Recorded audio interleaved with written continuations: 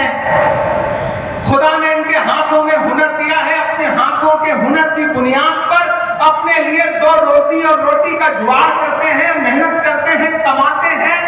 इनको कम से कम सुकून से मस्जिदों में इबादत करने दीजिए, खानकाहों में बैठने दीजिए, दर्सगाहों में पढ़ने दीजिए और सुकून से कब्रों में सोने दीजिए। हमारी कब्रों पे बुलडोजर मत चलाइए। हम आपसे ये मुतालबा करते हैं और हमें डराइए मत। मत समझना डराने से डर जाएंगे, अब के सारी हदों से गुजर जाएंगे। मत समझना डराने से डर जाएंगे, अब के सारी हदों से गुजर जाएंगे।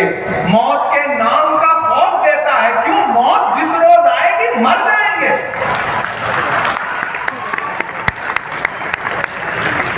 हमने समझम दिया, आबे गंगा दिया, तुमने भारत को तंगा ही तंगा दिया। तुमने एक रंग के ख्वाब देखे मगर हमने हिंदुस्तान को तिरंगा दिया।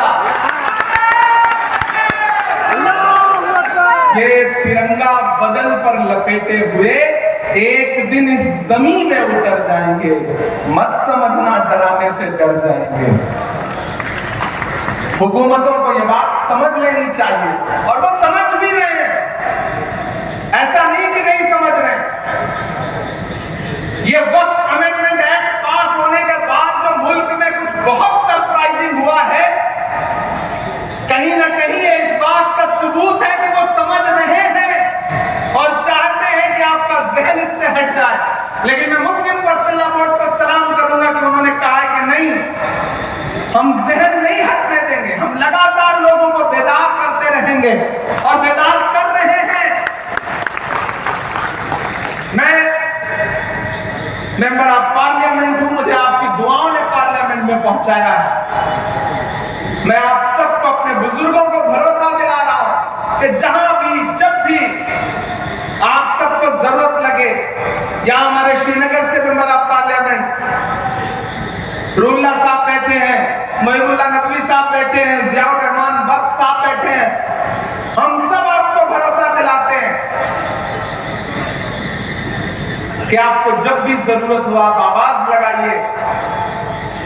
खुदा ने हमें जो भी ताकत दी है उस तमाम ताकत के साथ इस लड़ाई में आपके साथ शाना बशाना खड़े हैं।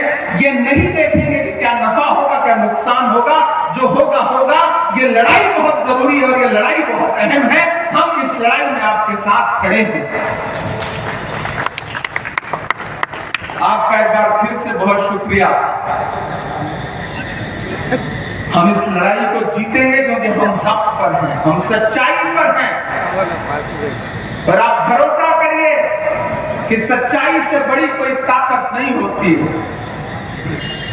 बीच में आपको याद होगा कि जो छोटी छोटी पॉलिटिकल पार्टियां हैं जो आजकल भाजपा के इशारे पे कुछ भी करने को तैयार है, उनके सहयोगी बन के घूम रहे हैं, वो मीडिया में बाइट दे रहे थे कि नहीं नहीं, वक्त के बिल से कोई नुकसान नहीं होगा। हम मुसलमानों को भरोसा दिला रहे हैं। कौन दिला रहा था? चिराग पासवान दिला रहे थे। कौन दिला रहा था? जयंत चौधरी दिला रहे थे। कौन दिला रहा था? नीतीश कुमार दिला रहे थे। कौन दिला रहा था? अजीत पवार दिला रहे थे। कौन दिला रहा था? चंद्रबाबू नायडू जी दिला रहे थे। तो मैं तो उन सब से कहना चाहता हूं कि कलम से और न स्याही से बात करना है, कलम से और न स्याही से बात करना है, वजीर से न सिपाही से बात करना है। हमारे बीच में दरबारियों को मत भेजो, हमें तो जिल्ले इलाही से बात करना है।